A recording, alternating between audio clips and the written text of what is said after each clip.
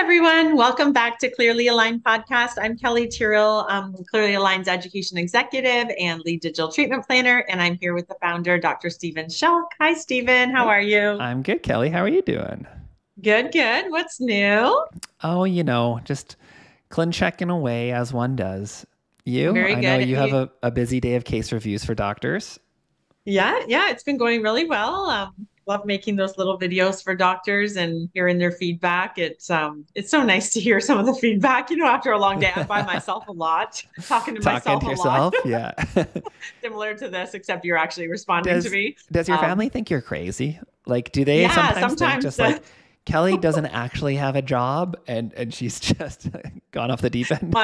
my mom lives with us, and so sometimes she'll come at dinner time when we're all sitting around the table. She'll say, "Oh, you had a busy day with so many meetings," and I'm thinking to myself, "I did," and I'm like, "Oh no, that was just me talking to myself, just filming these videos." But I like talk for 8 hours Oh, that's straight, so and I'm good. animated, so it seems like I'm having quite a session, but Well, and I think the hardest thing, and I know this from lecturing to a computer screen as well with all the recorded courses, is keeping your enthusiasm and passion up like you're talking to someone, knowing that they're yeah, going to be listening to you later. It's exactly, and it's hard. yeah, and I don't really have enough time to go back and like re-listen, and I'm wordy anyways, and edit, and so who knows what's in there, or sometimes you leave it running, as You the get video's unfiltered, processing before Kelly. you send it off, and Yeah. I'm like, but my doctors are like, they're like, I love listening to these. Sometimes there's like a little It's strange real. language thrown in or whatever, Yeah, whatever. They're exactly. like, You it get keeps me on my toes just when I think I've heard enough about attachments. Then I'm like, totally. Kelly's keeping me awake with her little Yeah. random comments. So, And just but a pitch to everybody who's listening, if this is something that you enjoy, and obviously Kelly's treatment planning capabilities are just phenomenal. We're doing study clubs that you can come to. mm, And these study clubs, then you get Kelly live and in person. And we're gonna have other doctors doing them too. But you'll be able to see case setups and your own case setups as well as other doctors' case setups and really get that live interactive.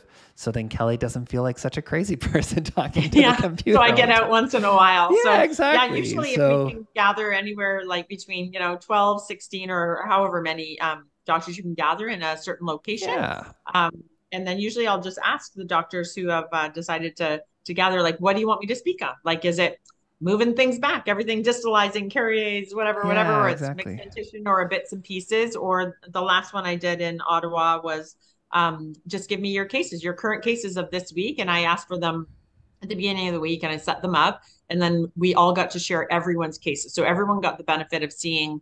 I mean, there was some crazy hard class three surgical cases down to mixed cases, down to like, just Everything. simple crowding. But it was a nice teachable moment. Every case has its own little teachable moment. And I think it really consolidates a lot of your bigger courses and draws out lessons from all of them and puts them into like a little 3 or 4 hour session. And of course, I can do it Zoom too. If you have a bunch of favorite friends you want to join on Zoom. Yeah, What can we totally. call that? Wine and something. Wine and wine. Wine and wine about your cases. Yeah, exactly. I like that Richard Litt. I used to go do that a lot in Detroit. That I'd go Okay. there, and that's where he ran his study clubs. And you'd bring cases, and you'd go through them with other doctors, and you'd bring your progress quote unquote cases. But those were Okay. often he always said they should really be called lack of progress cases, and it's true. It's we all have that. And so being able to be there to help doctors, yeah, that's what we're here for at Clearly Aligned. Like whether it's the online courses, right? We want to be Yeah. able to take you from ground level up with the full comprehensive courses, whether it's study clubs, whether it's Mhm. ClinCheck reviews and case and ClinCheck setups. Like we're really here to provide full service that gives you the confidence to do aligner orthodontics confidently. And with that being said, I mean, that kind of ties right into our topic of today's lecture, which Things I is, wish I knew when I yeah, started aligner orthodontics. We're going to keep it to yeah, aligners, yeah, just, because otherwise we could go on crazy tangents. But, totally. we've been in this space long enough, you and I, that we've made all the mistakes, which is Yeah, why we know what we know yeah, and why we exactly. Or, pursued all of our mentors. or yeah, Yeah. I'll say, because I feel like I've made a lot of mistakes, but what I will say on the flip side is I also haven't. I Yeah, guess. true, But true. here's the thing. I feel like because I had enough like mentors who were awesome, who kind of taught me some of these things, I feel like I actually did miss out on a lot of mistakes. Like I made them maybe like once, but I didn't hit my head against a wall 10 times making the same mistake. Because I had Yeah. someone then who would kind of show me or teach me, or that I learned from their mistakes, from their content. And that's why we're here right now, because we want to be able to provide you either directly the things that we've made mistakes on, or Right. that we wish we knew, or that we learned from other people who taught us not to do something, and you just made sure not to do it because you knew that it was going to cause issues. So Yeah, absolutely. exactly. So start us off here, Kelly. Okay. I think one of my biggest things, because obviously I spend the majority of my day setting up cases, is the digital movie is not reality. It is a video game. And there are things about it that are real. So, like rotating a tooth, you can expect with the right attachment, you should get it. So there are things that are real, but there are a lot of things that it's just the forces on the teeth. It's the plastic. It's the distortion of the plastic is what you're actually looking at. And it's just so hard when you set up a beautiful case and it's biomechanically correct and we've got the right attachment. And I put some serious effort into it to make sure that, well, my name's attached to it. So, first of all, self respect, but it's going into your patient's mouth. And a lot of the times it's my doctor's or my orthodontist child or spouse or their best friend's mouth. So I really do take it seriously. I will never let you deliver anything that I've set up or advised you on that I wouldn't deliver myself. But then you come back and you're like, oh, can we just tweak this? Can we just tweak that? Or and I know why I've done it. And it's a really hard concept to get out of that. You're trying not to set this digital tooth game up to perfection. You're overthinking it. You're over Just to engineering it. clarify, putting a pin in this, Yeah. not to perfection on the clean check, you mean, right? Yeah. You want it to be Yes. perfect in the mouth, Oh, 100%. but what you're really getting at is that there's a difference between perfection on the clean check on the Yes. computer and perfection in the mouth. Because, expanding on this, you don't necessarily get everything that you see on the movie, on the plan, on the actual cartoon clean check. And in the mouth, you need to overdo things. So tell us a bit, can you expand on that a little bit more? How do you get perfection then in Yeah. the mouth? Say, for example, a deep bite, right? Like, Mm. I think that's the most common area that is undertreated on Invisalign software. So what do you do differently? Yeah, so for a deep this is a good because I'm sure like especially when I have new providers like brand new like what's the lowest tier like bronze? I don't even know. Bronze. Bronze is I less than haven't been there. five cases or less Okay, yeah, in 6 months. haven't been there in a long time. So this is a brand new doctor who's trusted me with their case, and you're setting it up, and I send it back to them, and it's like let's say it doesn't matter if it's 50%, 80%, 100% deep. I'm going to set it up at the minimum edge to edge. It doesn't matter what their age is. That's what I'm doing. Or I'm setting it up to an open bite. So they might get it back and think, oh my God, this one's on crack. I just paid her $250 to set up my case. And like she's gone the wrong way. She's gone a little crazy. Did your finger slip on the mouse, dear, or whatever? Like I do hear some of these things. Not exactly that, but still, they think I'm a little bit crazy. But you and I both know in that first set, I've given myself enough aligners and whatever. But in that first set, I'm overdoing it because I know I'm barely going to get any momentum. It's just soft plastic. It's very flexible, even with the right anchors, the right attachments. It's just not going to express. So if I ask for 10%, I'll be lucky if I get 20% uncovered of the teeth. I just need to overdo it. I don't know. What's an analogy of that? What's an Well, analogy of like just an orthodontic aspect of things. Like I think it okay, was Barry Glazer always said this. You have to think of or maybe it was Nick Aziz. This was one of the legends. They said you have to think of your aligner as being the equivalent of the weakest arch wire that you would put in braces. So when you first start right, with braces, you start with a really weak one, like a 13 round or something. And then you work right, up in the rounds till you get to like an 18 round, which is way bigger. Then you'd go ahead and you'd start changing over to your square wires until you get to the largest wire that you're using.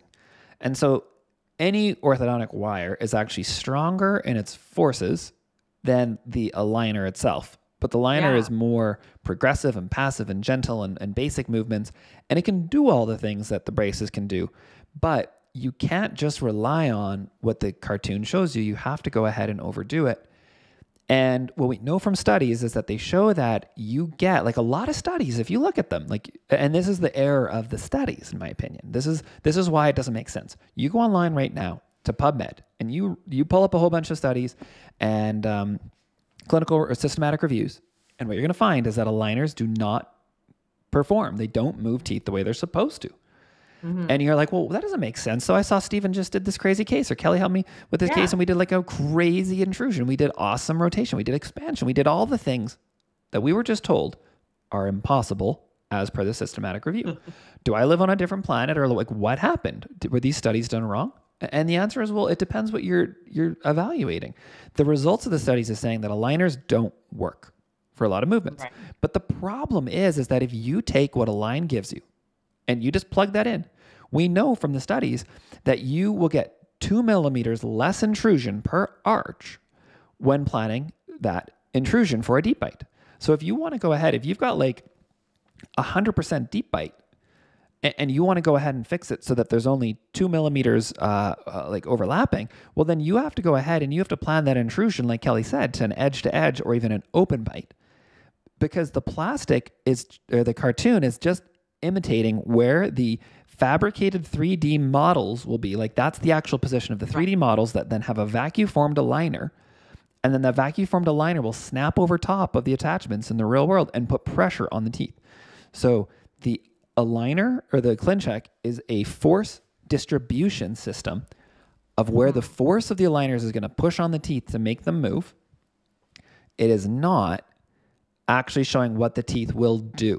And another way of thinking about it is, again, these are kind of very orthodontic specific. So yeah, we need to think of a good analogy. But if you think of a reverse curve of SPI wire, so normal wire you'd put on a tabletop, it would sit flat. A reverse curve of SPI wire has a big curve in it that when you go ahead and you put it in the lower arch, it's going to be curving down towards the gingiva. Like if you don't tie it into your lower brackets, it's going to be sticking into the vestibule and the floor of their mouth on the buccal in their lip. Like a rocking chair. Like a rocking chair, just this big curve that sits right down. And then you have to grab that, you have to pull that up and force it into the brackets and then tie it in there. And then once you've done that, now you can go ahead and that's going to try and put force on those lower incisors to intrude them and fix that curve of SPI. That arch wire, so the arch wire does not represent what the teeth will do. The arch wire represents how the force will be placed on the teeth to try to move them in a certain direction. So the exact same thing holds true with the aligners, as Kelly was saying. Exactly. So sometimes you have to do what looks crazy on the video, but we know from experience and from learning from others, it's not just all coming from the Stephen and Kelly show here, but from experience and whatnot, that we need to overdo some things. So that's one example. Buccal root torque is another example. Whenever we're expanding, we want to build in some buccal root torque, the max premolars and molars. Typically, we're overdoing it. We're not going to get that because it's multiple roots moving through bone, so it lags behind. So I'm asking for more than I want, at least to be level, but oftentimes tipped in. So when you're looking from the front, sometimes the max molars look a little bit angled in, and it looks weird. Doctors are like, oh, could you, line those up? I could back off, but guess what? I'm just going to add that back in the refinement. Yeah, I know it. It's not going to express. Yeah, sometimes I have to play the game of like, okay, I'm like, did you just chart that in your notes that you asked me to back off? And then also like to that point, which I love that CBCT is now integrated. I think that's fun and it's dazzling to look at. Actually, it's a bit distracting to me because we haven't had it for the last 20 years. But it's funny because when I'm building in the buccal root torque, it's like fenestration, like red flags. And I know the buccal plate is there. It's always been there. I haven't burst through it yet, but doctors are like, oh my God, ding, ding, ding, ding, ding. Should we back off? And I'm like, it's your call. I mean, we can, but again, I'm just going to build it in. Because what's happening, like think about it again. Let's say that you need to start uprating some of those roots and you've got 0.5 millimeter of space before the roots would start to hit the buccal plate as you're creating buccal root torque. So the root's moving towards the buccal as you expand your arch. Then if you are needing to do 0.5 millimeter, well, you probably have to plan, like theoretically, those roots at the apex would have to move 1 millimeter. And so that shows them poking through the bone on the CBCT integration. But there's two things. there's what we just talked about. Well, realistically, you're not going to get as much as what you asked for. Then the second of all, the CBCT does not accommodate or plan for any changes in the bone position. So we know that like sometimes you'll have very little bone around the outside of the teeth, and Tarek Albiali is kind of a master at this. You'll end up seeing the refinement or the finishing CBCT, I should say, at the end after a lot of expansion. And you're like, well, I mean, technically per the first CBCT, that bone, like all the roots are going to be outside the bone. However, bone is not static, it's dynamic. So that bone has changed its position, and now the patient's bone has actually moved with the teeth. And so you have managed to, like you haven't pushed those roots out of the bone. And just one point for everybody listening here is like, yes, if you procline your lower incisors far enough forward, like you will get recession, 100%. But it's very, very hard in the posterior to put enough force into the aligners to cause the bone to hit the cortical plate and then cause the roots to move outside the cortical plate. Because in reality, what's going to happen, and you've probably done it, is instead you're going to have all that expansion planned in, but instead the crowns, the clinical crowns are going to tip, they're going to go buccally, and they're only going to hit, the patient's only going to hit on their palatal cusp. The expansion will stop. The crowns will keep trying to move, but the actual roots won't move far enough that it will actually allow that to happen. So the trays will then just not fit, or that the crowns will move, they'll expand outwards, but they're going to tip, and then you're only going to hit on the palatal cusp. Exactly. And so like, I mean, we have to respect the buccal plate and know that all things are possible with the right amount of force and pressure. Our soft, deep plastic without accessories may not have it. Not probably. We don't want to say impossible because you have to be careful because you could. There'll always be a case out there somewhere that it will happen and we'll be wrong. And but like today I had a case I was setting up this morning, and they're really struggling with deep bite intrusion, and they're wondering why. They're on their third refinement. They're not getting like a fraction of a millimeter of intrusion, but the roots are towards the buccal. They're actually retroclined. They shouldn't be. They should actually be proclined. But anyway, they're retroclined. But they're pushing and pushing and pushing, and they're just hitting up against the buccal plate. And we're on round 3. I just met them today, full disclosure. But anyways, we're on round 3, and they're pushing. And I'm like, yeah, we're going to have to do this and then push. And like, there's no even point in pushing because buccal, like it's hard. Cortical plate is hard. It's definitely harder than my force. Yeah. So so respect it and know that, you know, we need to be careful. Aware of it. Yeah. But sometimes again, we overtreat. And another common overtreatment, like I'm just thinking my top ones that I would do every single case, root tip. Like let's say I have a canine and it needs distal root tip. I tend to over tip it. I just pick a magic number, 6 degrees. It could be 7 degrees. It could be more, but we've just played with numbers. 3 was too little. 10 was too much. So I've just picked something. Some days it changes depending on how much coffee I've had. But if I want it to end up parallel, I tend to overdo it knowing it's going to lag. It's a big triangular root. It's a difficult movement, even with the right attachment. So I tend to overcorrect it a little bit. I tend to over rotate difficult rotations, not like max anteriors. I don't tend to over rotate too much unless I'm in refinement. Then I go for it. But I pick and choose which teeth I think will struggle, or if they have a significant rotation, like 20 degrees of rotation, I can pretty much build in some lag there. I know it's not going to be 100%. So I will overdo it. So I'm just over engineering it. It's like I'm putting those isolated teeth on steroids, hoping I just get a little closer to the hole in the golf analogy that I'm so poor at. The drive, the chip, and the putt. There you go. You got it. We're making progress. So I think those are like really good examples of over engineering. And I mean, the opposite would be open bite. We do that commonly. I mean, we do actually want the intrusion, but we're not going to get full arch posterior intrusion or full quad intrusion. But we want it, like we want it, and we program it in, but it looks a little bit crazy when you look at the movie. You think, whoa, Kelly, what's happening back there? Some of the videos that like people have seen me present on, like they look insane. Like I don't show my patients their ClinChecks in most cases because they don't look pretty and perfect on the first one. Like as you get closer to the finish, they look less crazy. But when you first start off, like, they look, if you're going to do these hard cases, And that's the thing is, you sometimes get like those deep bite cases or something, and the doctor's been through 3 or 4 rounds, and they're trying to crack it, and every single one is finishing at like the ideal perfect position. But that's only like trying to intrude the teeth. Maybe the teeth need to intrude 3 millimeters, and it's only showing 3 millimeters of intrusion.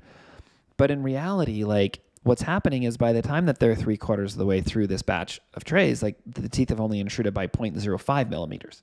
Yeah. Whereas if you went ahead and you overdo it by a couple millimeters, then you kind of like meet in the middle, right? You do enough over treatment that it hits it. Some basic terminology that I think is helpful is over treatment versus over correction.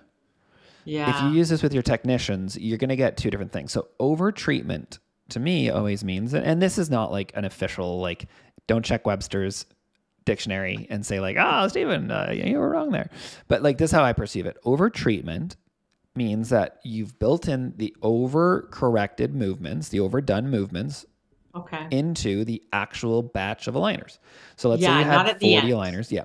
Over correction, if you ask the technicians for over correction on a specific tooth or some specific thing, they will go ahead and give you aligners that you will get at the very end of treatment that will then go ahead and it will only do that movement. So let's say your lower central incisor needed a little bit of over correction. You wanted to over rotate it. You could say, hey, please go ahead and give me over correction of the 4-1 of 0.3 millimeters on the mesial of the 4-1 in.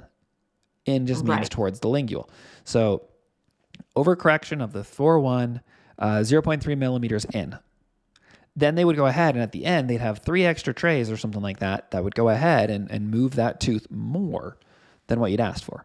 So whenever we're doing the over treatment, which sometimes we're using the term overcorrection, it gets a little confusing, but essentially we want to overdo a movement so that we can kind of finish at the right spot, like a deep bite or that buccal root torque Kelly was talking about, or anterior extrusion or whatever to overdo an open bite.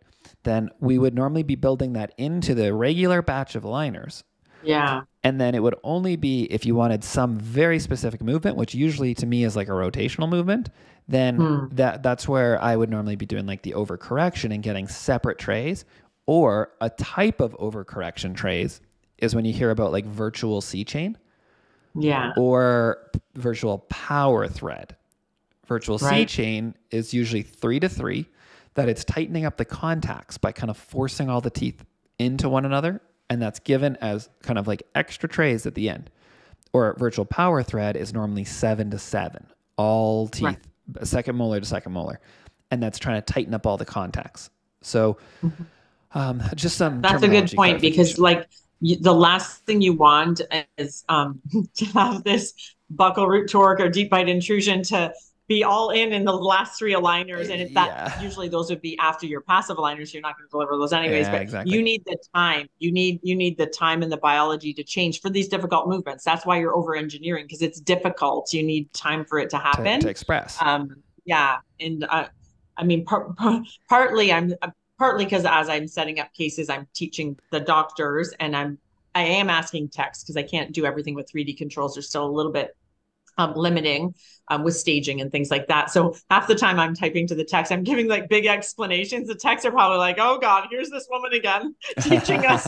But I mean for that to be for the doctors as well. So I'm totally. I want it to be left behind. But sometimes I am saying like, over treat or over engineer. I have over engineered this. And it's like the tech's probably like, don't care, woman. Yeah, you gave me what I had. Like, yeah, because they don't necessarily care. They're like, whatever. Or I'm still controlling. Yeah, I'm still controlling that I asked for it first, thinking, well, I have to ask for 40 stages anyways. I might as well ask them to do the buccal root torque. And then I'm so non-trusting that I'm like, I'll just do it myself. I can't trust them to get the right degree. The right amount. Yeah, totally. Anyways, so maybe from there, I'll actually tie into one of the things that I wish I knew when starting aligner orthodontics, which ties in really nicely, which is that the amount of movement per tray that Align gives you is not always going to be the ideal amount.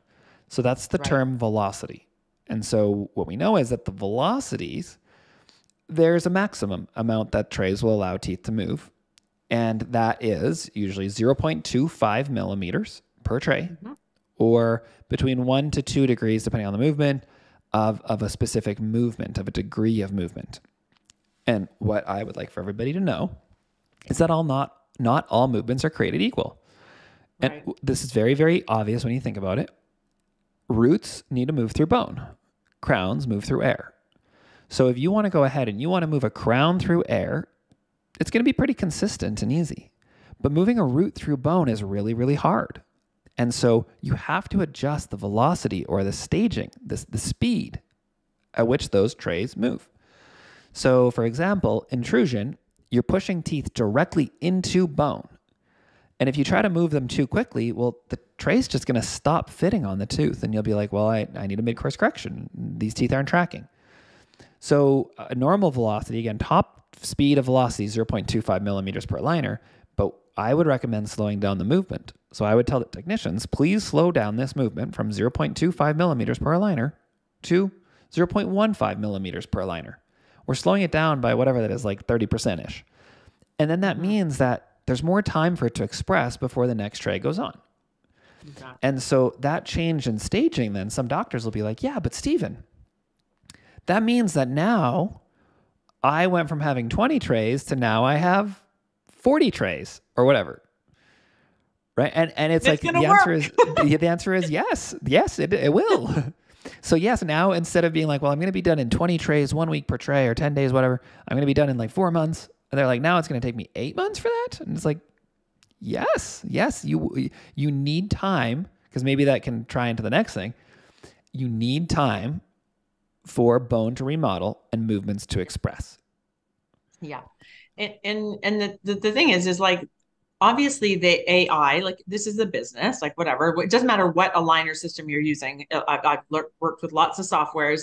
It's a business. And so less product that they're delivering means less cost, and they're not trying to intentionally sabotage you, I think, not that I've heard. No.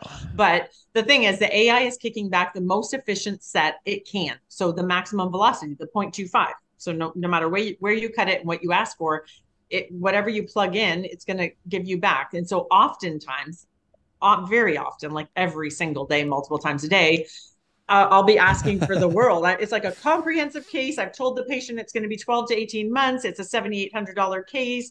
I've got deep bite. I've got it all. I'm bringing canines, for God's sakes. I should stop saying God and Jesus. Other might listen to this. But anyways, I'm super passionate about this. And then I look down and I've asked for all the right things. Like I'm setting up the case. I've asked for all the right things. And I look down and it's 15 aligners. Like what in the heck? There's no way. There's no way. And like, we don't even have enough time for the elastics to work. I mean, even if I got the rotations and I over-engineered the crap out of this set and it was like a miracle happened, I'm still going to have to order a bunch of nearly passive aligners for the next year to get the growth, if like in a growing smile or whatever. So it's just absolutely bonkers to me. And that, like, I mean, it's hard because sometimes when we start off doing aligners, we take courses that are great because they keep us in the shallow end of the pool, and we're doing compromised cases because they're adults who that's what they want. Let's say the adults have committed to whatever. And so you're used to getting in and out in 20 aligners or less because that's all you paid for. In fact, that's the product you chose, 20 aligners. And so it's like, you're just like stripping the teeth. So IPRing them, flipping them, and that's it. And you want it 20 or less, and that's it. And that's what you've bought into. And so as soon as you kind of want to do better and better, so you want to do better, you keep looking down, and anything that's even close to 20 or more, you start to have a heart attack. Like you've never seen 30 aligners before in your life.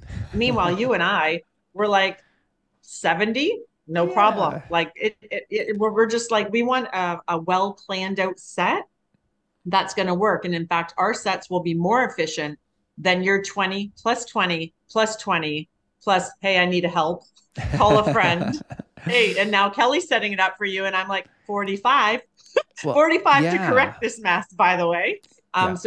So what's more efficient? A really good, I won't say 70, let's say a really good 50 aligner set where I'm like sequentially distalizing and, the whole world, like a hard case or whatever. What's more efficient? A good solid 50 where now I'm just tweaking a few things, closing spaces, rotating, or the 20 plus 20 plus 20 plus 45 Yeah. Plus I'm Well, burnt out. and maybe tie this into the next one that I have, which is things I wish I knew, which is yeah, it takes time, which it ties in right to the whole bone remodeling, but also I used to do this, and my friend Jeff Skinner talks about this, and I think this is perfect. That he says he does a lot of like surgically assisted aligner therapy, and so essentially increasing speed of tooth movement by creating inflammation and Yeah. osteoblastic and osteoclastic activities increased by using like corticotomies or doing like remove some bone from interproximal and then packing with bone grafting material. Like it works very fast. And he said, Stephen, I will quote a patient 6 months treatment time, and I finish in 8 months, and I'm an absolute villain.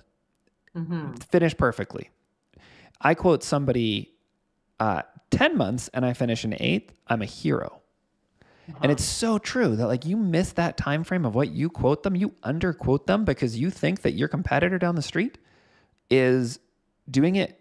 They're quoting that time frame, and if you don't quote it, they won't go with you.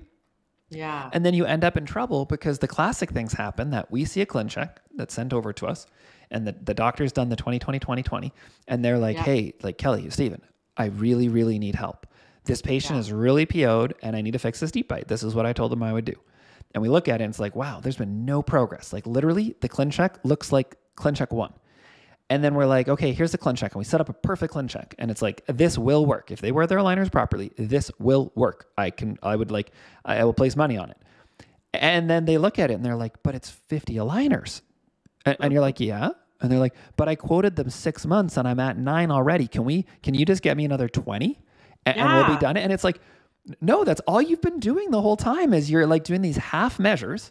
And so if we did do it, like sure, we could physically create a ClinCheck that would work and that will look like it works in 20, but it won't. Yeah. And instead things will just stop tracking and you're just going to continue to spin your tires because you never actually got to the point where you set up a proper, full, comprehensive, over-treated, slowed velocity ClinCheck that will like track and work to the fastest speed that their biology and bone will allow. I'm very Italian right now with my hands. If anybody was watching the video, I'm very passionate. So you like, no, the reality is like, go back to this patient and you need to like put your tail between your legs and tell them, look, here's the situation where we're currently at right now. I know we said that it was going to be 6 months, but your bone is showing to be way more complicated or something. You need to come up with some explanation. Yeah. And it's genetic. It's whatever. Your bone is like, whatever reason, you're not a car and this is taking a long time. Realistically, I've spoken to some really like high level providers and they said, this next batch of trays, you need to wear perfectly, but it's going to be a year's worth of trays. Yeah. And are you okay with that? Like that's how long it's going to take. And so what I would advise everybody to do is to reset that expectation that unless there's the smallest lower incisor rotation and it's like tweak, done, 5 trays, sure, whatever. But other than that, almost no case that we would set up would I be quoting less than a year even. Like I give myself extra time because those patients who are also like, oh, I just want one lower incisor tweaked, then you do it. And then it's like, oh, you know, that tooth 3 down, it was perfectly straight. And you moved that one straight. Like, we're happy with the one, but you moved the other one, and now that one's not straight. So you get another patch. And then, and now this one, I didn't tell you about it before, but I'm actually not happy with that either, and I'm not going to be happy unless we fix this now, because now I notice it. And then you go through batch after batch after batch after batch, and you're like, man. Or you only ordered like 20, like you did a light product or something. Yeah. And you run out and now you're paying for light product after light product after light product. And you'll be coming to Kelly and me saying, I need to get this case done. And I'm on my last, whatever, like light case. I've got 20 aligners. And we're like, realistically, this is biologically impossible for you to do. Yeah. Yeah, absolutely. Yeah, that's another, that will be a mini thing. I don't have it on my list of things I wish I knew, but well, actually, maybe I will add that. Things I wish I knew. Do not order any packages that are not Invisalign First, Invisalign Teen, or Invisalign Comprehensive. And I will say, once in a while, a moderate package here or there in the right hands can go well. But I will say, like, we have like orthodontists or dentist children, adult children, let's say, who come in with relapse. It's like a 4-1. It's easy.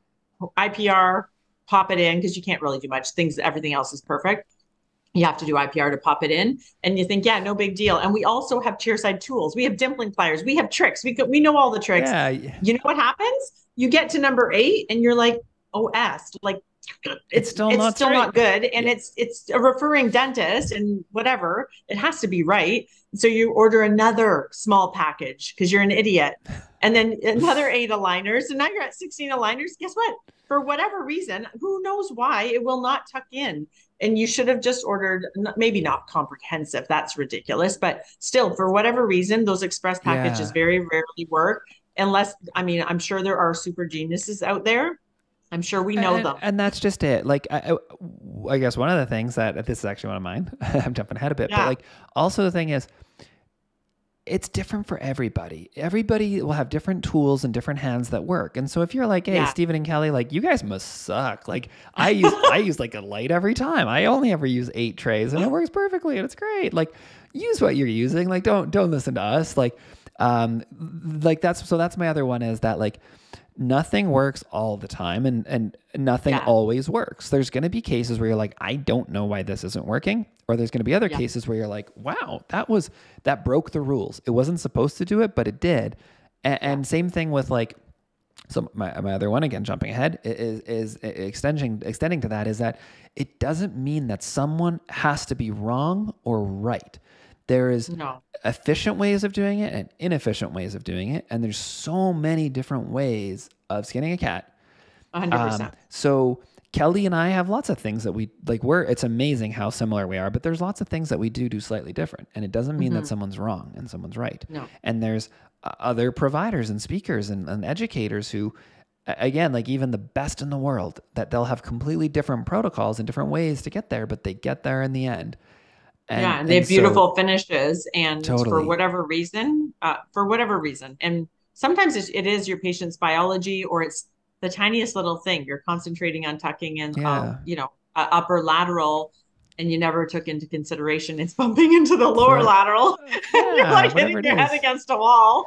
8 aligners, and you're like, what's happening? And you never look down. So Look yeah. down. So take it with a grain of salt here. If there's anything that you're like, you know what, I do that slightly differently and it works in my hands, totally cool. Yeah. Like we just don't ever want anybody to think like there is enough judgment in the world when it comes Yeah. to like education and like which camp you're in and like so if anything we have doesn't line up exactly, if you're like I do it differently and it's fine, cool. Just yeah. Yeah.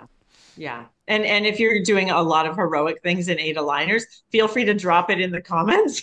Because Yeah. we're like lifelong learners. So I mean, Totally. Yeah, hey, we want to I'm learn. not We gonna, want to, yeah, yeah, hit yeah, us up with your strategies, your protocols, the different things that work in your hand. yeah. Yeah, we're not So done learning. We're we're not above open-minded, and that. yeah, 100%. exactly. Cool. So Kelly, what else do you wish that you knew or that you want to impart the wisdom on our listeners?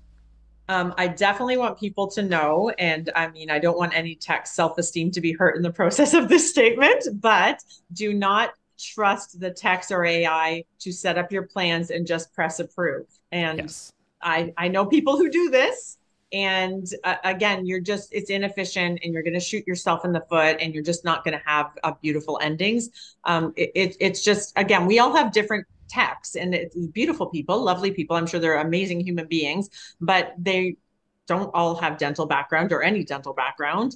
And Usually and none. no one taught them anything. They are basically playing the computer game, and their job is to follow your communication and your instructions. So the better And educated just to you are, clarify yeah, one point, just because I want to make sure this is, it's not that they haven't been taught anything on the digital side. It's just they know the software. they know the software, but they have not been taught dental from like a dental school, dental program, dental assisting, dental hygiene, dental tech, dental anything. When they got hired on, and this is a line specifically, but other companies are very similar for the most part. Almost every single one. Yeah, Yeah, the technicians are someone who's essentially trained how to work the software. So exactly. when you And ask them a question like, should I do sequential distalization or an extraction?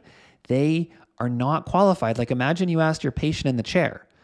imagine you ask a barista, should I sequentially, how much should I sequentially distalize? I'll do whatever you say. Yeah, That's ridiculous. that's just it. They're very good at following instructions, but it's Yes. not they are not providing. And if you look at all your terms and conditions of whatever Yes. software you're using, the technicians are not providing diagnosis and treatment planning. The technicians are providing you with essentially like what you ask them to do is what they're going to give you. And so Yeah.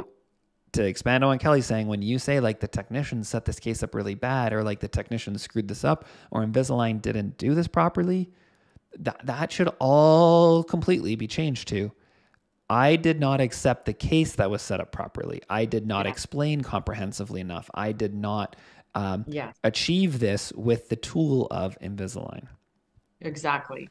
And I mean historically, like at the beginning, and I think a lot of software companies, we're talking aligners, so aligners, they start off well intentioned. They do have orthodontists in charge of the pod of techs, and then they have dentists, and then the dentist friends, and then the dentist child, and then the dentist barista, and graphic designers, and university kids right now, like who are software proficient, and anyone. It basically trickles down because the company gets bigger and bigger and bigger, and there's more people who need techs to set up their cases. And again, really good. They know the limits of the software. They know what they're allowed to do and not allowed to do. They have a whole manual, and they're really good at doing that. And they will follow your instructions down to the degree. But there's no bumpers up there. So again, like I will get cases from doctors who they put in their initial prescription and they're moving teeth literally out of the face. Like they will be on the floor if you were to approve this, and they want that much, like the doctors actually do want that much expansion, but they're new and they're learning and whatever. So you have to be very careful about what you ask for, because it's the technician's job to give you what you ask for, because you're the doctor, you're You're in diagnosing, charge. you're treatment planning, and their job is to set it up. And again, like me, I'm over engineering cases so that I get what I want. They're not reprimanding me and saying, "Hey, Kelly, but it's supposed to be 10%." They're not pushing back. They're saying, "Yeah, here you go. Yeah. This is what you asked for." And my doctor will like legit like go through it and approve it. That's the doctor's job. Yes. Like I'm not diagnosing and treatment planning. The doctor's gonna approve it. And But so you have to be very careful that you're educated enough to set up the case and whatnot. yeah, So again, just the AI, the technicians, it's really not on them. It's no, not on it's them. not. And if you again look at the fine terms of the contract, like, and this actually predates, this goes back a ways, that Align has never said that they will diagnose and treatment plan your case for you. So if you ask the technicians, even if it's an ortho, because the pod leads are often orthos or general dentists. So Yeah. if you were to say, hey, I would like to speak to my pod lead for them to be involved with creating this case. If you say to them, do you think I should do sequential distalization or IPR or an extraction? What's your thoughts? Yeah. They, like, I don't want to say from a legal standpoint, it's just more of a line policies, and maybe because of the legal implications of them treatment planning for you, they will not give you an answer, because they should not give you an answer, because you are the doctor. You're the one who has to ultimately make that call and pull the trigger. You could say to them, please set it up option A, B, and C, and they will Right. do so for you, but they won't do it. They'll only do one plan at a time. So you could say, like, please set up this with da da da da, and then they'll do it. And then you could say, actually, now please set up this one, da da da da, and then now actually do this one, da da da. But you do that, ultimately you're going to have to be the one to pull the trigger, make the call, whose license this is getting built under and designed Right. under. And so the treatment planning aspect of things is your responsibility as the doctor. And as such, taking control with the 3D tools and modifications is Mm-hmm. something that would be another one for me. And I did know this. I've never really set up any cases without changing something. But Right. every single case that we put through, that we eventually click accept on, we've gone in and changed and evaluated the tooth on the ClinCheck and usually made a change directly using the 3D tools and modifications on the Invisalign software. Mm-hmm. Kelly, give me your thoughts on the 3D controls. Yeah, I mean, I think I love it because it's efficient, that if I can do it myself, and again, I know what I'm doing, and I know how many degrees I can go this way or that way. So again, safety measures. But so I do love it. For me, just because I worked the last 18 months with ULab where I had full control because it's an orthodontic product, I could change velocity, I could change the number of stages, I could make passes. I like there was no limit. So I got used to that. So right now I'm a little limited. Getting I can move teeth around, but as soon as there's something that I want, like a velocity change or staging or four passives, that like I'm like, oh darn it, only the four passives are missing. And I do play the game. Well, forget it. Let's just And not use the we'll two put a active pin in that liners. as well and come back to the four passives for Okay. those who don't know in Okay. a minute. Just remind me. But Yeah. so But like, what? so yeah, I love the 3D controls in the sense that I can make some minor tweaks get what I want without having to communicate, and Yeah. hope that they read all 6 of my little tweaks and they did all 6 of them. Maybe they only did 4, and I hate the bounce back and forth. So I think it's Yeah. a great step in the right direction. Um, and I think it's smart to start small and just give us some tools, because we're all just learning them. There's even like, I mean, there's top orthodontists who are masterminds at aligners who have never done the 3D tools. They type to their text and get what they want, and they're doing a fantastic job of it, but they've never done it themselves with the 3D tools. So I think it's safe to give people a small amount of tools to start with. Let us get used to those and then build onto it. I would like to have some More more control. control. So But here's a question. What yeah, tools, I'm sure a lot of listeners right now will be like, ooh, that's a good one. What are the different features of the ClinCheck software that you utilize the most? We'll do it in 2 parts. One is like when you're actually physically changing things. That one's kind of easier because you can see that. And then second of all, what are the different tools like on the top where you've got like the superimposition, the Bolton, the IPR, all those different things. What are the ones that you use the most? yeah. So along the top bar, number one, Bolton and the tooth movement table. If I had to do without those, I probably wouldn't play in cases, because and I will say, for years, not that I was setting up the cases, my orthodontists were. I was just evaluating the cases and sliding the bar and looking and judging. Yeah. but I didn't even know, I didn't know enough. I didn't know about the tooth movement table to assess. So a tooth movement table, Bolton, superimposition. If I slide the bar and I see anything crazy, that's when I go to the superimposition. I don't always go there. I also don't always use the grid. I know people who swear by the grid and they're counting squares and blah, blah, blah, Yeah. blah. If I So, see anything that, yeah, okay, I was just catches going to my say eye. quick bookmark for those who right now are like, I don't know what all this means. So Okay. essentially, just giving context on Yep. the ClinCheck, when you actually have your cartoon open on the top, there's all the different things you can click. The ones Yeah. Kelly's gone through so far was the Bolton analysis, an Mm-hmm. exceedingly important area Mm-hmm. of treatment planning to tell you if your Yeah. arches are going to fit together properly. So that's essentially measurements in a table. The next one she talked about was the tooth movement table. The tooth movement table actually gives you the number, the movements of how far a tooth is moving in numbers again.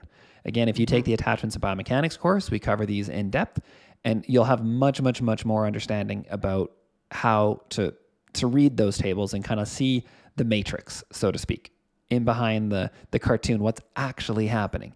Then the next one Kelly said is a superimposition tool, which allows you to see kind of a ghost image of your initial position versus your final position. You can drag the slider and see where was the initial position compared to where you're at the end. And then Exactly. you were just talking about the grid, which just gives you millimeters. And what else? Is there anything else that you use commonly that, I mean, obviously you probably use the IPR to see what IPR is there and Yeah, I whatnot, but mean, there's ones I always have on. Obviously, I always keep the attachments on, because if I'm just looking at blank teeth, that scares me, because I don't, so far, I am that's not Kelly's nightmare. educated and biomechanically advanced enough to do no attachment aligners. I know some geniuses who are, but they have not told me their secrets. But yeah, I just yeah, if Yeah, I so if I delivered attachments a are set with on. blank attachments, they better just be retainers, or else I'll freak out. That's a me problem apparently. So IPR for sure. What's another one? I was just thinking of one before. Well, because I set up a lot of US doctors' plans, I have to use the tooth numbering, which really is so frustrating. I must be like number dyslexic, but although I can do the tooth movement table, no problem. But the tooth numbering, what happens is when you click that, then everything goes kind of dull. So Oh, because it puts a layer on, which is right. unfortunate. It's fine. I can still see the teeth, but I'm just like, really? You know what I You know hate? what you could do, by the way, just Yeah, instead of doing that, yeah, because orthodontically speaking, I think a lot of US doctors don't, like orthos, they wouldn't use like 1 through 32. yeah. They would go Okay. ahead and how they'd say it to the technicians if you need to request something, you would go ahead and say upper right 3. So like Okay. UR3, Yeah. UR4, like Okay. LR3 for lower right Okay. third. And then that way you can Yeah. just refer, it's kind of like instead of saying like 1, 2, 3, 4 for the quadrants, you're saying Yeah. UR, UL, LL, Yeah. LR. and then LR, and then whatever or the yeah, and something. then whatever the tooth number is. So that's the Yeah. Every other once in a way. while when I'm doing my videos, and then I'm like, explaining teeth numbers to the doctor saying, hey, and I put this attachment on the, 4-3. And they're And like, then I'm like, oh shoot, where are oh, you from? Because I barely even know who I'm talking to half the time. And then I do the tooth numbering, and then I see that their tooth numbering is Canadian. I'm like, hey, we're good. thank Yeah, or God. no. Yeah. The other thing Like, I just do, talk. because speaking, I Yeah. like that everybody listening right now is forced to hear all the nuances of Kelly and me with speaking and whatnot. But when I'm lecturing, what I just do as well is I just go into, I'll say like lower right first premolar. Or like, Yes. because I'm like, Yes. I have no clue what tooth number that is. And like, obviously it's the No. 4-4 if you're Yeah, in I know. And anywhere but I the don't know States. why we don't know that. I mean, there's only like 32 teeth. Like, why I do guess I we could not figure know it. them in But then the order? other docs who might be in on that lecture, if there's any other Canadians or That's internationals, they're like, what? What number are you talking that's about? true. So that's That's why I'm true. like, everybody knows lower right first premolar. You know what tool I don't like, and I wish it was better, was the occlusion. I can't see through Hmm. those ghost teeth and see the little green No, and it's red not dots. great. I It was see better. nothing. It's better on the desktop version. Yeah. Yeah, I keep thinking that's one of those things that every time I hear you lecture, I think, yeah, I'm going to switch over to that, and No, I but never you do. shouldn't. Like they're moving away from the desktop version. Oh, are they okay? Yeah, like I'm trying to like I'm doing the opposite. I'm forcing myself to use more and more of the web version because I realize eventually they're going to stop supporting the desktop one, I'm guessing, but But I wish it was more like the occlusogram, like on the iTero, very yeah. clear. Yeah. What's heavy, what's light, clear, opaque teeth. I don't want these ghost teeth overlapping. I can't, it's Yeah, not it's hard to enough for me. see. Agreed. I'm surprised because that's That's important. That's important. important. It's very Yeah. important.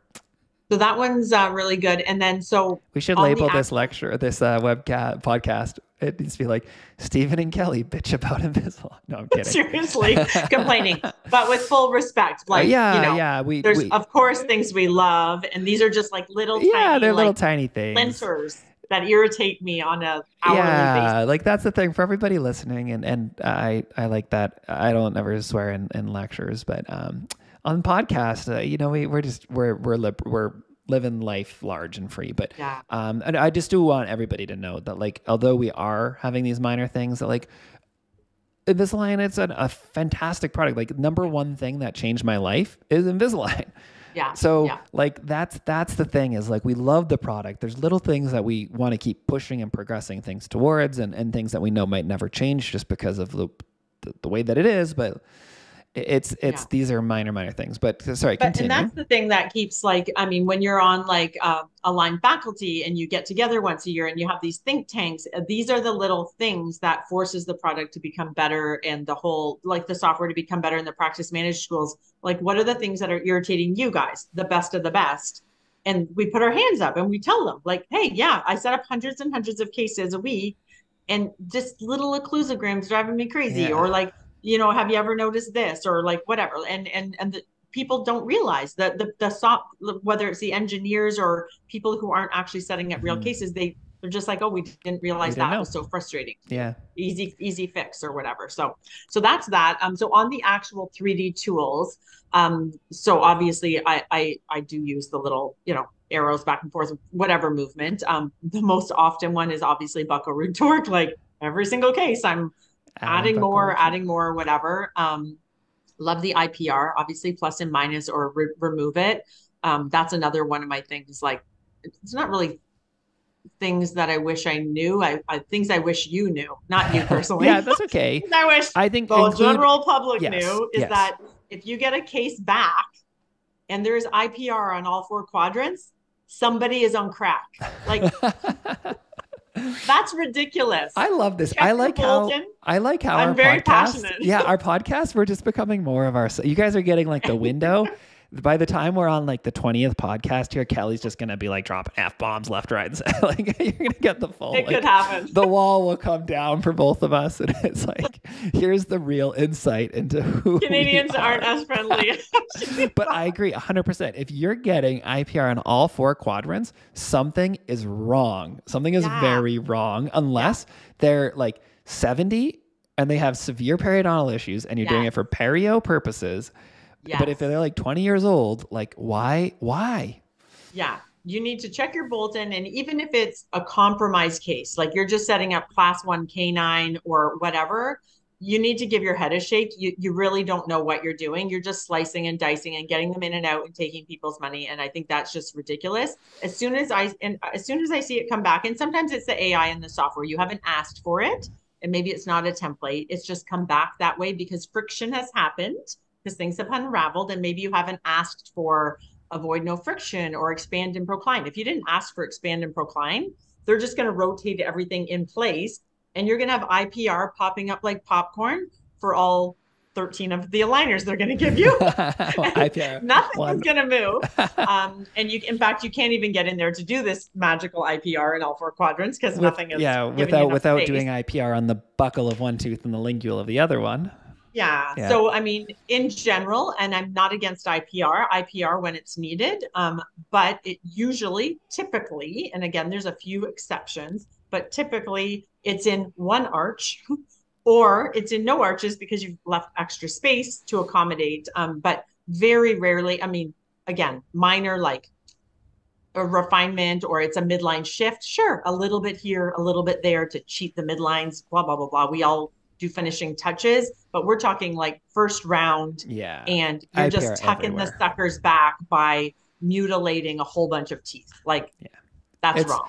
And I'll add on to a grievance.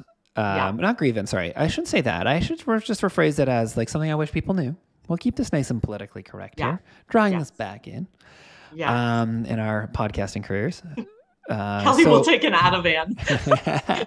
But I'm just loving this right now. Like, I feel like this is starting to give a bit of a platform of like, just instead of being so like correct all the time, I'm like, yeah, I like this. I like just kind of like saying it like it is. But I don't like when the clinch check shows up and you get IPR happening in all these different spots. Like you said, like popcorn, it's like, psh, psh, psh, psh. It's a light show. And it's like, well, do I do the IPR? Am I actually going to bring this patient back at 2 and then 4, 7, 9, 12, 13, 18 to do IPR 7 times? Yeah. And so recognizing that Align has set up whatever triggers in the software to be like, boom, IPR needs to happen between these teeth, then it's you as the doctor have control over when that IPR happens. So I much prefer getting my contacts derotated and lined up so that you actually do the IPR between the interproximal contacts. And you're not doing the IPR then between the, hitting if they're so overlapped that you're doing it on the buccal of one tooth and the lingual of the other tooth. And then you finish rotating the teeth and lining them up and you're like, wow, these teeth look, like you said, mutilated because you didn't do the IPR and the actual interproximal. And that's because Align essentially gave that IPR to happen at like 7 different spots. And then clinically, it's so inefficient because you then need to do IPR. Like, when do you do it? Do you bring them back 6 times? Versus instead telling the technicians, like, this is the instruction you give them. Please complete IPR only when the contacts are nearly derotated or are completely derotated. Do all the IPR at the same time. And then that way, it's like one go, all the contacts derotate, you do the IPR, and then those teeth, they will have a little bit of quote unquote swear word round tripping as they go ahead and retract slightly because it's just like if you're doing braces. If you did braces on somebody, you'd go ahead and put the unraveling wires, like put your 13 in, your 15, your 17 round, whatever, derotate the teeth. Then you take the wire out, you'd go ahead and you do IPR. After you derotated them interproximally in the actual interproximal contact. And then you would go ahead and you'd put in like a C chain, something just to tighten up those contacts, and it would pull the teeth back a little bit and they'd tighten all up. That's how our IPR has been done since the beginning of IPR. So to say that, we have to do it. Go ahead.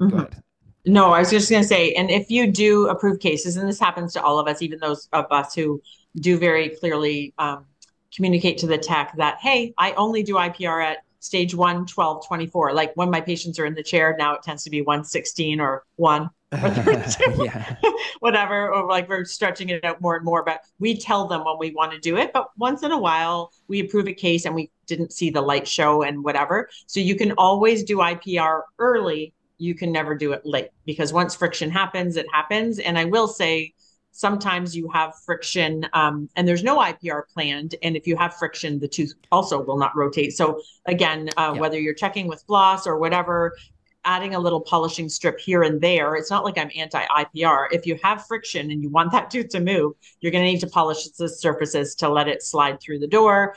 So that plan that you set up, which is probably an amazing plan. So let it happen. It's easier to close spaces than to have friction. So, but yeah, you can always do IPR early.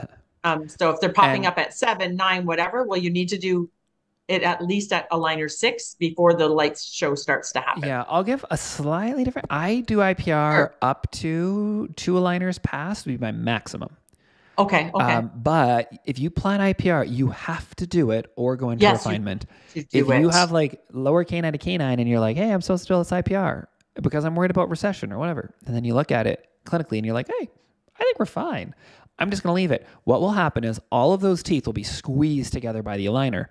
And there's only one direction they can go, right? You cannot, the tooth will not go incisally because there's a tray hitting down on the incisal edge. You can't have the tooth go buccally or lingually because there's plastic preventing it. So what ends up happening is if you tighten that too much, that tooth is going to intrude. And you see it all the time.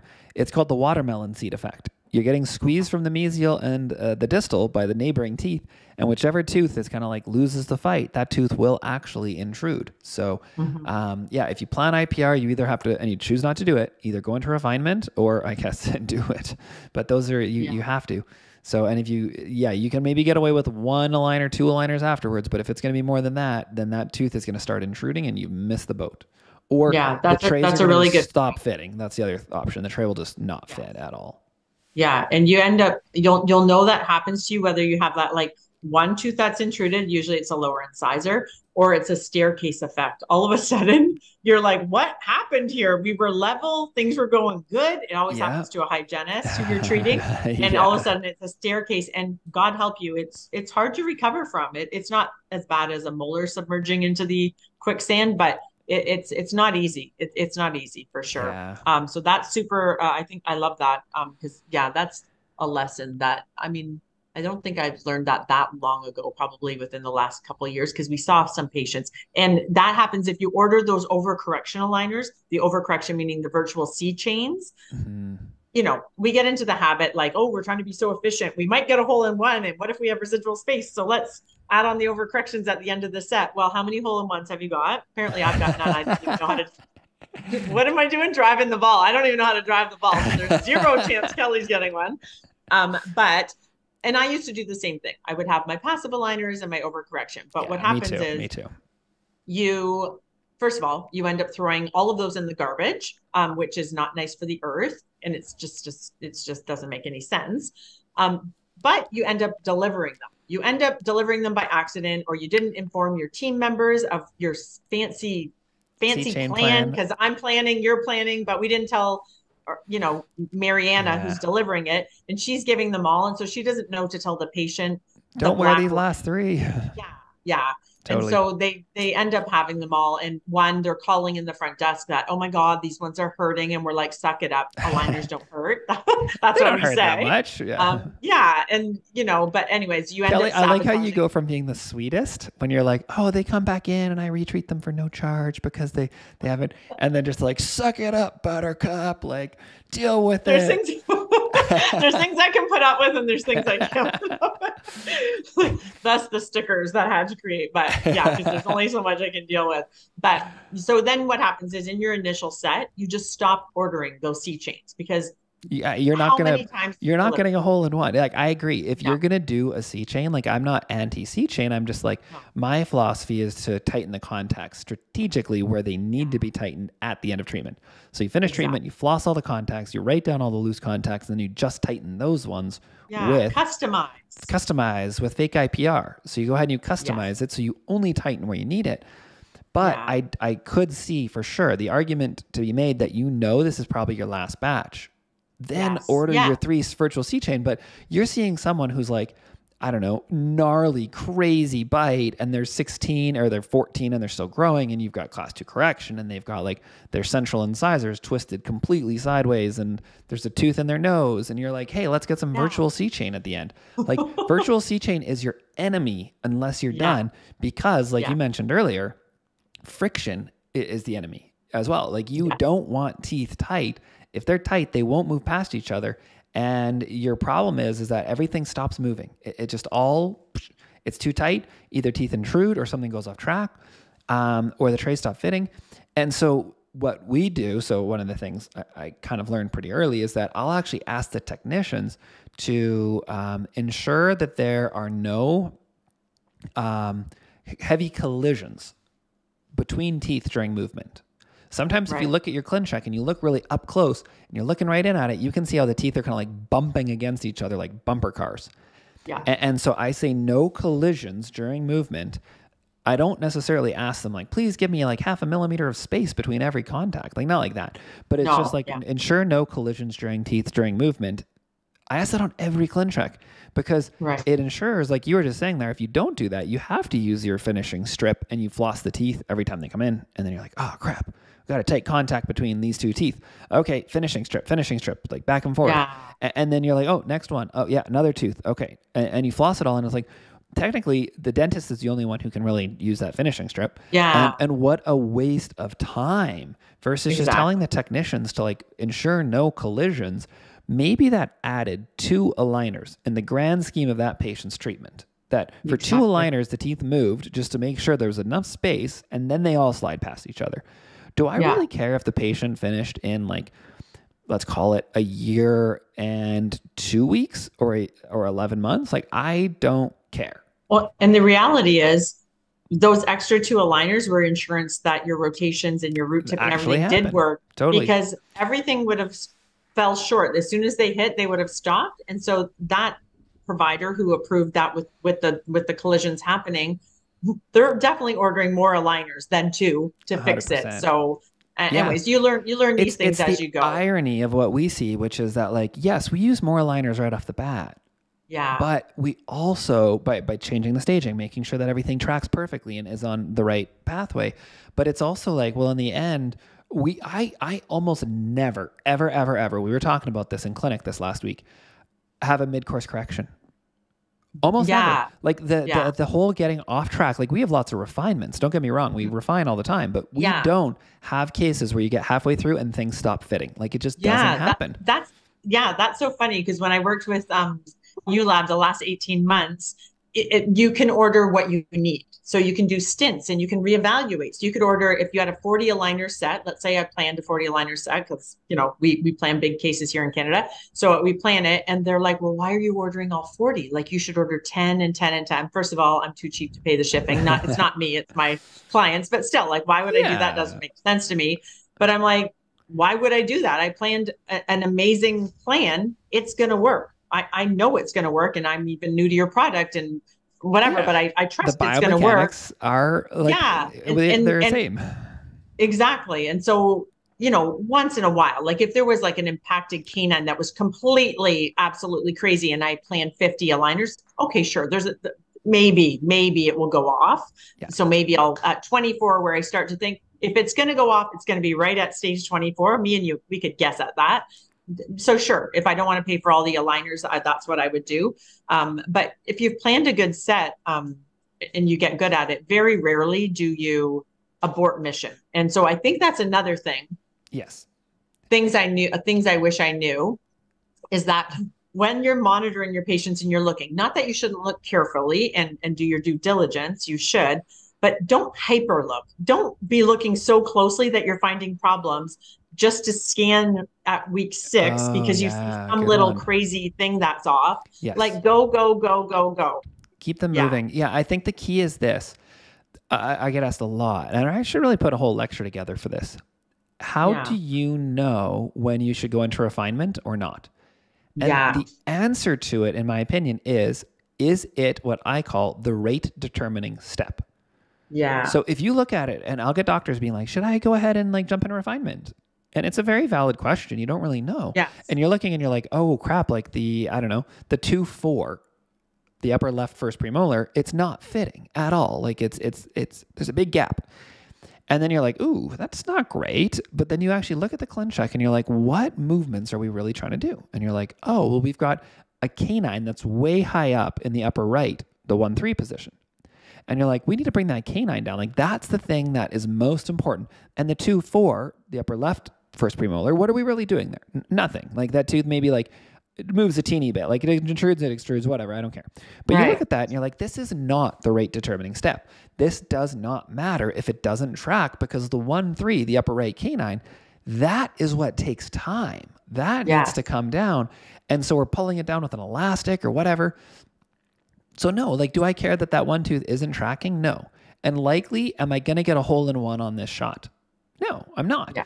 So do I care if I'm going to end up being 5 feet from the pin, or if I'm going to be 7 feet from the pin? Yeah. Oh, well, this golf for you, Kelly. I know I'm thinking about you. But like literally the putt's pretty much the same. And maybe not saying 5 feet or 10 feet. Maybe I should say that it's like, you're going to be like on the green and you're going to be like 20 feet from the pin, or you're going to be 22 feet. Like, do I care if that doesn't fully express? No, I'll clean it up later and do it. Yeah. Or if I don't get it, then, and if I like, whatever, if I get it, I get it. If I don't, I don't. But it pretty much leaves me in the same spot anyways, that I care most about that one big movement. But if it's the big movement, like let's say that canine's not tracking and we're trying to bring it down with aligners, then you're like, oh crap. Like right now I'm like aiming towards the water and I'm hitting my ball into the water and I need to like redirect, because there's no point in like seeing this through to completion, because everything could track except that 1-3.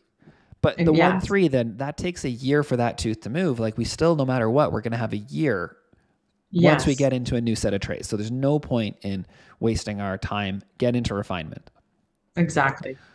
Another big thing, and this is like something that we hear all the time, or we see on our Facebook, like study groups all around the world, really. You always see it a few times a year, is people freaking out about wiggly teeth. And they're like, oh my God, so I have them holding for 3 weeks. I remove the attachment. It's like they're completely panicking because the teeth are moving. What did you think was going to happen? Well, and it's interesting. The reason why, like, I get it. Regina Blevins kind of told me to stop freaking out. And she was like, probe the teeth. And if you have high probing scores, then you've got a problem. But the thing that's interesting is that with brackets and wires, it holds everything together. So you never see wiggly teeth until you deband. And once you deband, it's amazing. If you look closely, especially if you like were just finishing, like you had a very efficient case, and you feel the lower incisor and you're like, it's like a squeaky door, and you're like, oh my God. But then you're pretty much done your treatment and you bond on a lingual wire or whatever, and you're like, nobody saw that. But really, that's the same scenario as the aligners. It's just that because they never take their braces off, you never see it. And so that same process is happening. You just didn't know if you were doing braces, because it's splinted together. And the more rotated or crowded, like shark teeth, lower anteriors, where you're really rounding it out, and we're not doing anything crazy. This is all good. We're all within the bone. We're all doing fine. But you know, the more crowded, if they're behind each other, those ligaments are really stretching. So they are, and sometimes those teeth are tender. Don't get me wrong. Sometimes you can even depress them. Like it's not that I haven't been nervous. My patients are nervous, like, you know, and they're like, are you okay? And I'm like, we are good. Like, you have to own your confidence and be like, we're good. But again, the probing is fine. They weren't perio-compromised to begin with. So it's not like we're, poking the bear or anything here. It's just those ligaments have stretched and you've moved them into a brand new position, and it needs time for the ligaments to shorten and for the bone to, solidify. It's like wet cement. That's how I tell them. The concrete needs to harden. Yeah.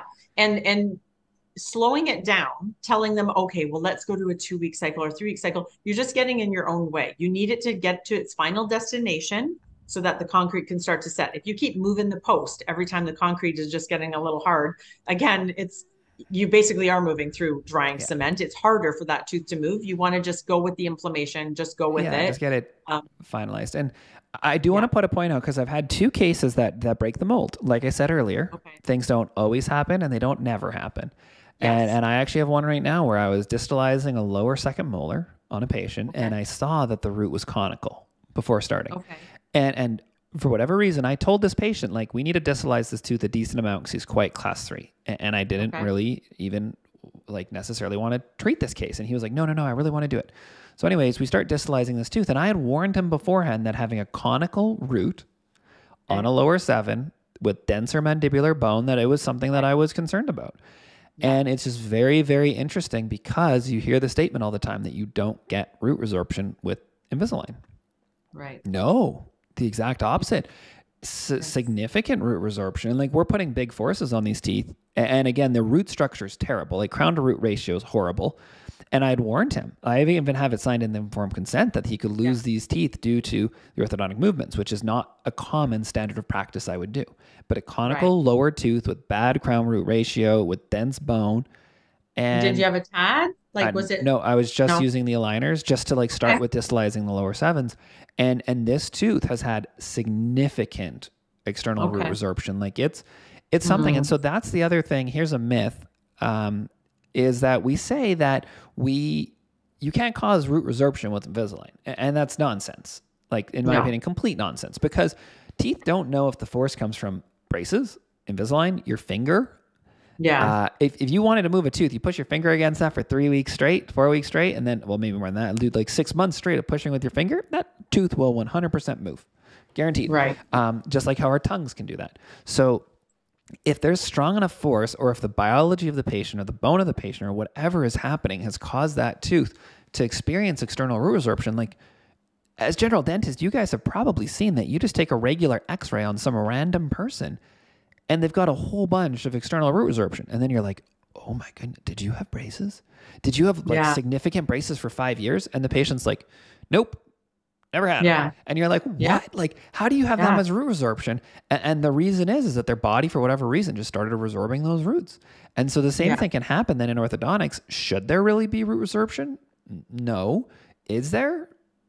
Yes. So I do have 2 cases out of like more than 1,000 that I look back on, and we've ended up in a position where the tooth has become compromised due to the teeth either having like root resorption or something weird going on with bone. So the third thing I would say is, but both of those patients, as an aside, had bad probings. The third thing is just go ahead and take a PA or a bite wing. But keep in mind that the bone is going to look like there's a radiolucency. It will look like there's an infection. Even if you endotest that tooth and it shows up as normal, and I wouldn't necessarily jump in a root canal if you endotest it and it shows up being abnormal, because I've had a lot of teeth where you're like, they're either like really hyper inflamed and it feels like the cold is lasting longer than 15 seconds, but the tooth isn't achy. It's not hurting other than it just feels like loose and it's sore. It's tender. And then you check them in 3 months, 4 months, 5 months, whenever it's stabilized, and it's like, oh, the cold sensitivity is completely normal now. So just keep in mind that everything endo-wise, in my opinion, gets thrown off a little bit. So, and to that point, I think we've already kind of said that, like, I mean, the movie is not reality. It looks so easy and doable to distalize, especially in the mandibular bone, just because we're talking about that. Like, sure, like it's class 3. Let's just sequentially distalize through the mandibular bone. Without a TAD, without like things. It's I mean, I'm not saying it's not doable and that you're going to get, definitely you're not going to get root resorption every time or even any of time. Like it's one of these things. It happens once in a while, once in a lifetime, whatever. But it's not just because the movie shows it happening, it doesn't mean it's going to happen. In that instance, sequentially distalizing through mandibular bone, it's tricky, dense bone. Right? It's the densest bone in the body, especially the posterior mandibular. So, and maybe I'll finish off with my last one here, and then I'll let you have one more too. Here's my last one. Then is also understanding and recognize what I wish I learned a bit earlier. Is that 2 things? I'm going to do a 2-parter. 1. You cannot make every case successful. No. If patients are not willing to do their part, they're not wearing the trays, their hygiene is not good, they're not on board with all that, we're personal trainers. We are not the players. We're I should rephrase that. We're the coaches. I say coaches, personal trainers, teachers. That's what we are. I can't write the test for you.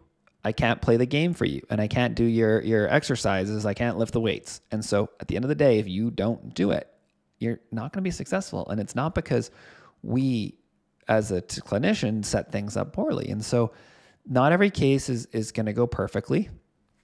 And that's just the reality of it. The other thing is not every patient should be treated to a perfect class 1 molar canine ideal everything. Someone walks in and they have no lower jaw. They're so retrognathic. Are we going to be able to get them into class 1 occlusion? Not without surgery. If someone like this case here, he's showing up with a huge class 3 and we're trying to do some we say herodontics in dentistry if we're trying to like save a hopeless tooth. If we're trying to do some hero orthodontics, when really, like, what does this patient need? This patient needs surgery. And he convinces and convinces and convinces and says, no, we're going to do it this way. And then sure enough, you look at it and your spidey sense is tinkling, saying like, no, either we shouldn't do this comprehensively. Like, I have some class 3 cases where they do have crowded teeth. And I've said to them, look, you need surgery. And they're like, I don't want to do surgery. And I'm like, okay, I can get your teeth straight in their current position, but I'm not changing your anterior, posterior, forwards, backwards position, because we would be at it for 4 years. And things like this, like severe root resorption from significant movements with small clinical crown to root ratios, like informed consent, like my patient signed everything, but I don't feel good about it. There's certain times when you should say like, no, we're not going to treat to perfect class 1, because it's just nowhere you possible. can get, or ask a friend. Because there are those patients who are like crazy, severe open bite class 3, and do they deserve to look better and have a bit more function if they're anti-surgery, if for whatever their reasons are, they, whatever. Sure. Yes, we can get it better, but you're not even going to be close to ideal, and show them some pictures of what that looks like. What is the compromise you are signing up for? When you ask me to set it up, I will tell you we'll what tell we are capable of. Yeah, we'll sometimes tell you, we might be the ones who say no, like, or refer this to an orthodontist. This is a surgery case, and like, we need to like help you stay within the box so that you don't end up one day regretting this. We'll be your safety net to make sure you don't do something stupid.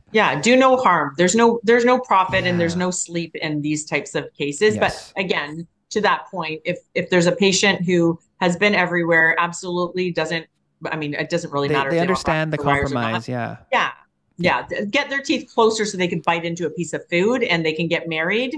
Goals. Exactly. Life goals. I don't have a big, like, I wish I saved the best one for last. But anyways, I will just say, for just like general practitioners, or even orthodontists who are just kind of getting into aligners, and they've been limiting themselves, like aligners can't do that, or aligners can't do this, to not be afraid of partnering auxiliaries with your aligners. Like, think creatively. Do not be afraid of elastics. It's an elastic. Calm down. And everything in ortho, almost everything is reversible. If you've moved something the wrong way, you can move it back again within reason. Whatever. Ignoring but like the last 2 cases I just was talking about. But yes, in general, agreed, 100%. we do hard cases. Like, we do big, hard cases. So these are not your just, your generic cases, but, don't be afraid to use like elastics and bond some buttons, and learn about carriers, and learn about all the extra features and software features that Align or any other software company that you use has to offer you, because these are your friend and they're meant to be partnered together so that you're giving your patient the best possible solution, that you're not just sticking to your one tool and that's the best I can do with this tool, because they deserve better, and it makes it more fun. Yeah, you understand I like the whole that. thing. Yeah, awesome. Cool, okay, we got a little session. bit crazy there. Yeah, we went a little long, but hopefully don't hate us. Yeah, nobody's come to me and said our podcasts are too long, but I really do appreciate those who come up and give insights and feedback. And I feel like it's likely there's going to be some people afterwards who, somebody said this before, they're like, when you guys give more personality and you're like yourselves, not that we're like putting a mask on any times, but like I do enjoy just kind of being more open, and like maybe we'll say something that someone looks back at and they're like, oh, I can't believe like you guys said something inappropriate or you said a bad word or something. But like, does Kelly go to church? I do. But I think that like this is fun. I think we should keep on with this style of just not worrying quite so much, I guess would be the thing of saying not something that so serious. Yeah, exactly. Hopefully no one has crashed today with all my screeching, and I don't know if I scared. I could. When you're listening in traffic right now. Awesome. Well, it's been a pleasure. Great, and if as I always, don't Kelly. see you before, no. I'm not going to see you in August. Yeah. We'll see each other soon enough, but yeah, soon enough. We've got some great courses coming up. We've got Austin, 1 day event, 2 days. 2 days in Austin, deep dive. As in Oh September. my God, we have Summit. Yeah. Speaking at Summit. Yeah. So that's super fun. What else? I'm going to the CAO for anyone who happens to be sneaking in fun. your GPs Yeah. or my orthodontists who follow us. Yeah. So yeah, CIO. What else is happening? In the fall, we're I don't know if this will be announced by the time this podcast comes out, but I think we're likely going to be speaking in Washington and maybe New York City is the plan. We'll see if that comes to fruition. We might be speaking in San Francisco and Los Angeles again in December. Okay. Other than that, like you said, mixed dentition in November. Come to Toronto. Come to Toronto. It'll be a good time. I'm at all these events, but I'm from Burlington, so it's my place. Yeah, this is your backyard. And again, any course we ever run, if you come and you're not happy and you didn't find value in it, just let us know and we'll go ahead and give you a full refund. Because we talk about raising the clinical bar for doctors. We want to raise the clinical bar for patients. We want to raise the clinical bar for your education and make sure that you really find value in it. So we're here for that. So we haven't found anyone who hasn't loved us yet. So far, we've been pretty good. I think there's one out of, we've taught 1,300 doctors and there's been one request for a refund. So we're doing pretty good. Maybe they just needed the money for something else. How could they have not liked it? Whatever. They're quick learners. They just took it. Maybe if we're not everybody's cup of tea, I think that's fine too. So yeah. All right. Well, okay, cool. I'll be offended, but Kelly will. Give me their names. If you request your money back, she's coming after you with the golf club because she doesn't watching. She doesn't know how to use it for anything else. So no, I don't. Awesome. All right. Well, have a great night. All right. You too. Bye, Kelly. Bye.